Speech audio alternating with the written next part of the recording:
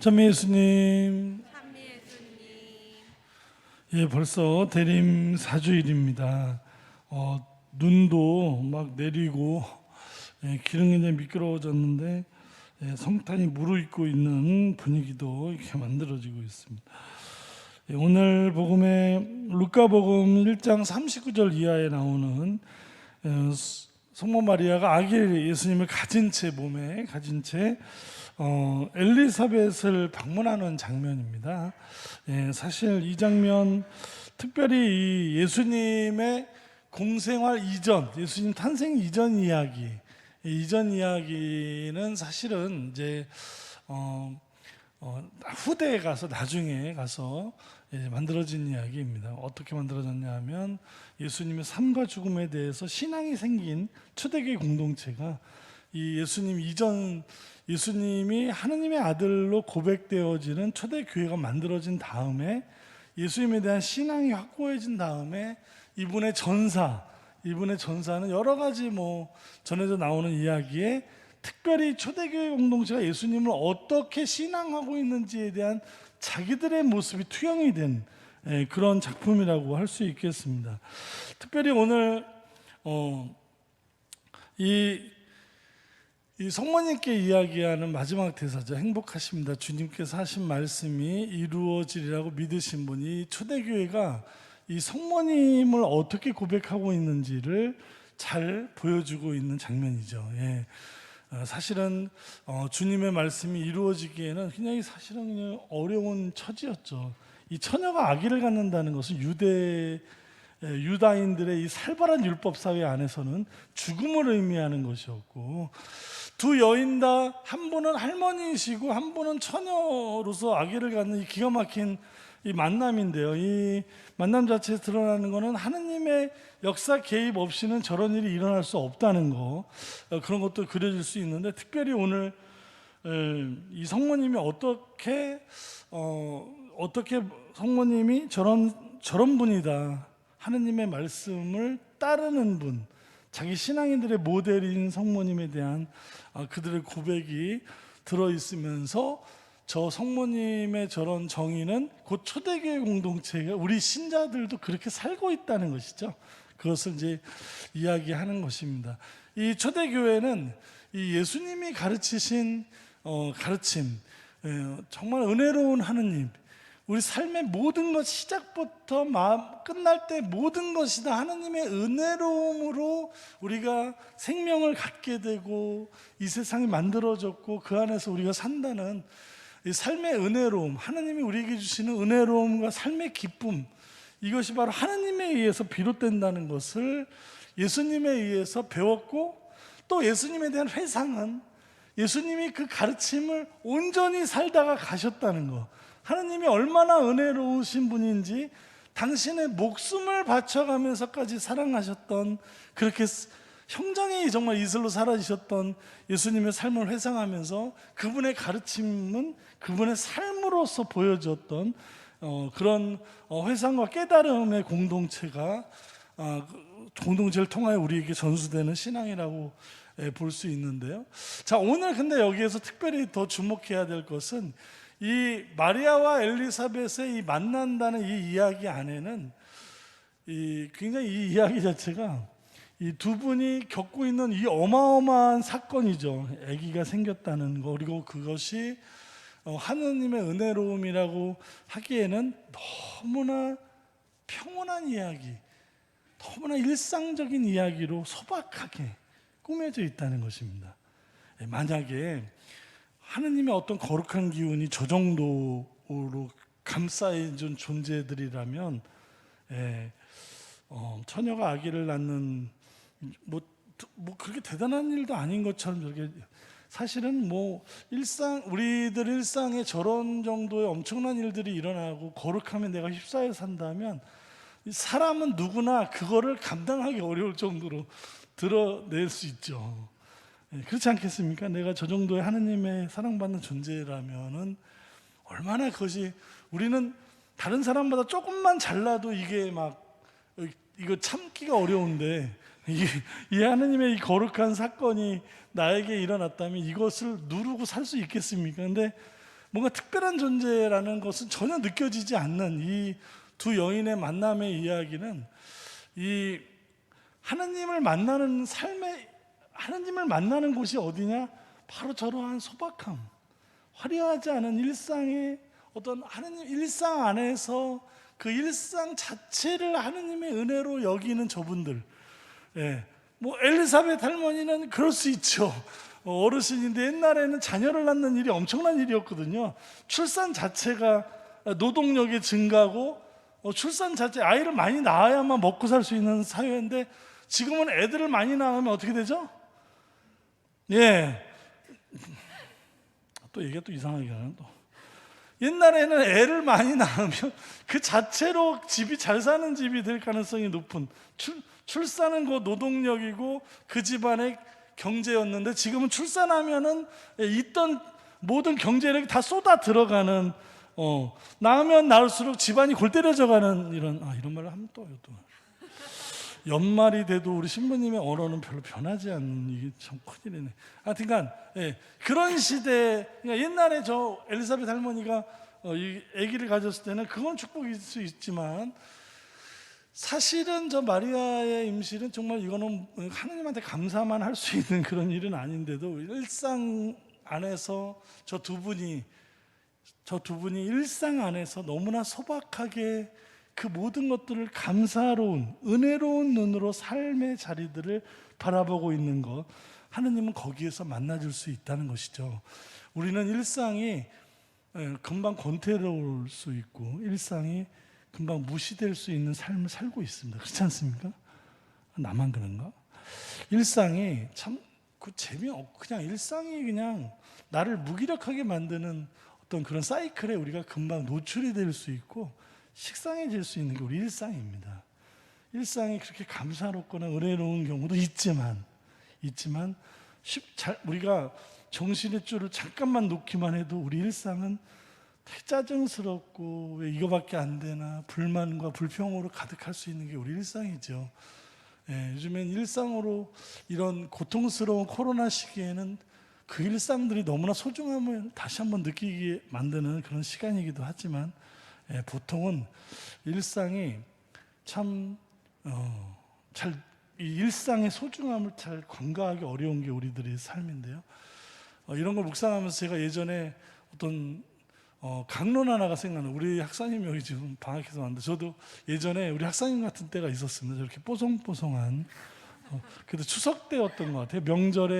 명절 방학을 가는데 아침에 교수 신부님이 강론을 해주시는데 제가 너무 좋아하는 배영원 신부님이 강론을 해주시는데 이런 이야기를 해주시더라고요. 그 아직도 기억이 남는데 명절이 되면 그때 이제 명절이었거든요. 명절이 되면 어르신들은 시장에 가서 장을 봐갖고 이렇게 오는데 그때 꼭 빠지지 않는 것은 다 가난한 식탁이었지만 그래도 명절에는 구운 생선이 꼭 이렇게 몇 토막 살이 통통하게 올라오는 것이 있었다는 것이죠. 저는 맨 먼저 아버지가 딱 젓가락을 드시고 요즘에는 뭐 어떻게인지 모르겠는데 옛날에는 아버지가 젓가락을 들 때까지 다 이렇게 침을 꿀꺽꿀꺽 넘기면서 아버지가 탁 들고 어떻게 하죠? 생선의 머리를 탁 잘라갖고 당신의 밥그릇에 가져가시면서 생선은 머리가 제일 맛있어 이러면서 생선의 머리를 가지고 어머니도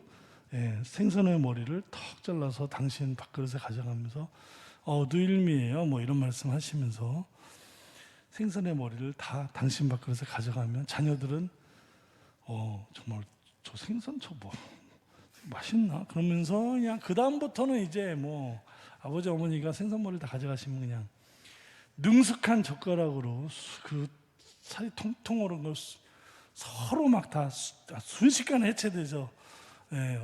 없어지죠. 아무것도 없어질 때까지 아버지 어머니는 그 맛있다는 생선 머리를 이리 뒤척 저리 뒤척 하면서 식사를 하시고 금방 뭐 뼈 바르는 것도 뭐 금방 없어지지만 어쨌거나 명절에 그 가난한 집 안에서 많은 형제들과 함께 먹었던 구운 생선 그거 하나만으로도 뭔가 이 비린내 나는 식탁을 만지 못했던 시절에 풍요로운 저녁 식사가 이루어집니다.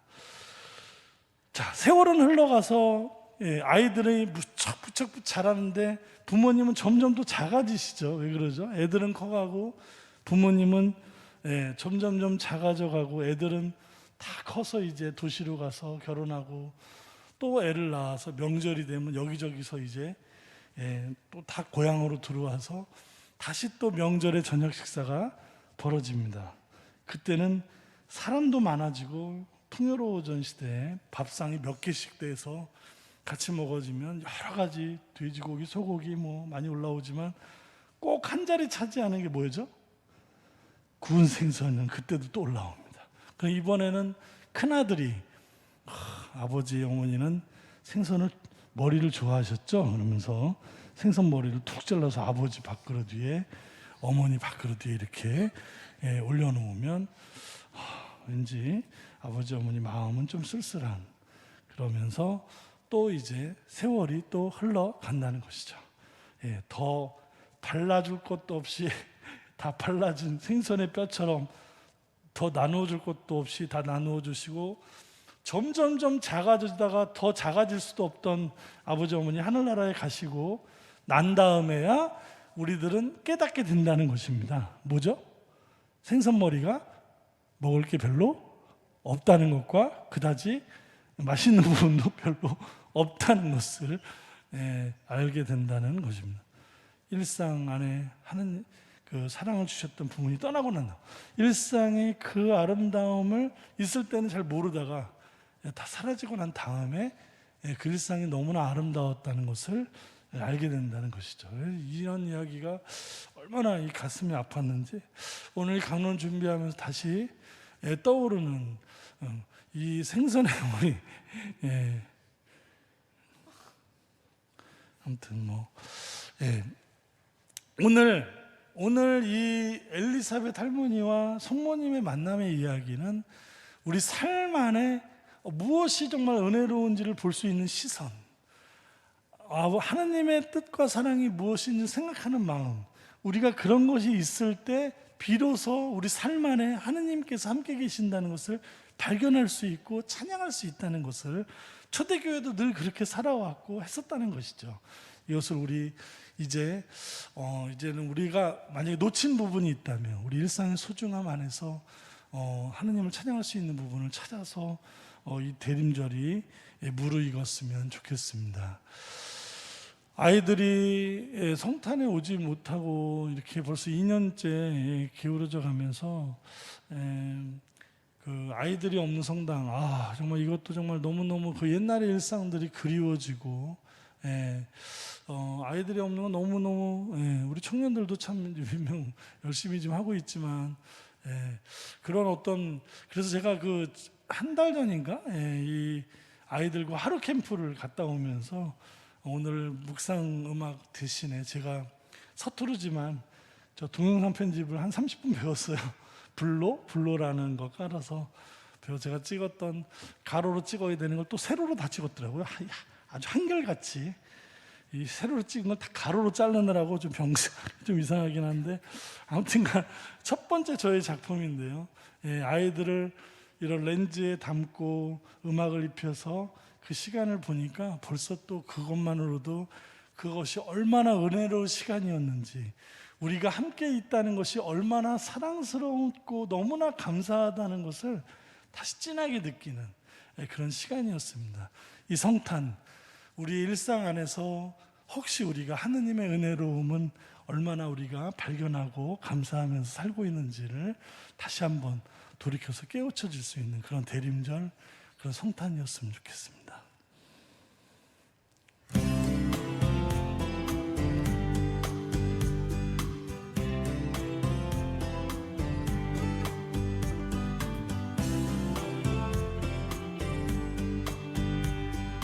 내가 걸어왔던 그 길 다시 돌아보면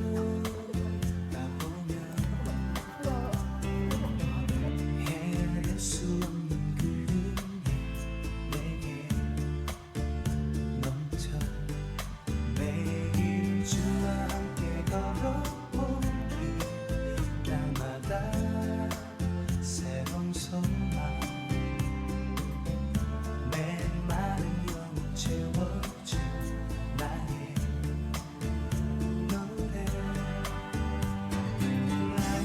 평생 사는 동안 주의 선한 빛을 담아 세상을 향해 그 빛을 밝히고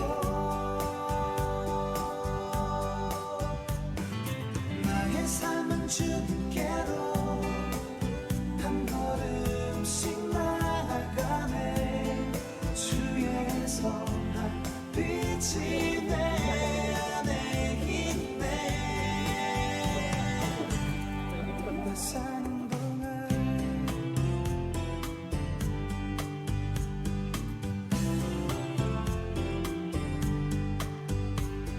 순간순간 지나보기 다시 돌아보면 헤아릴 수 없는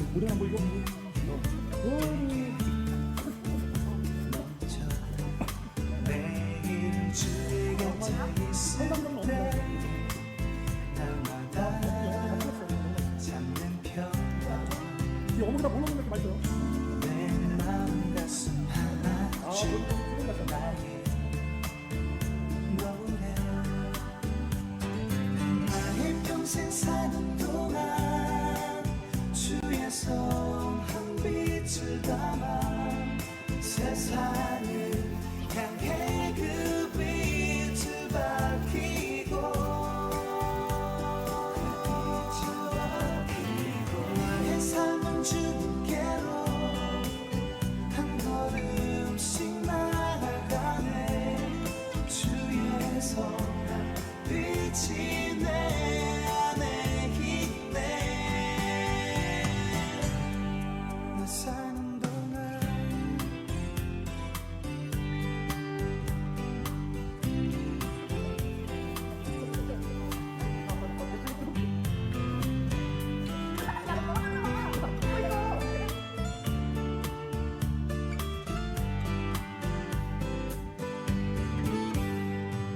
나의 평생 사는 동안 주의 선한 빛을 담아 세상을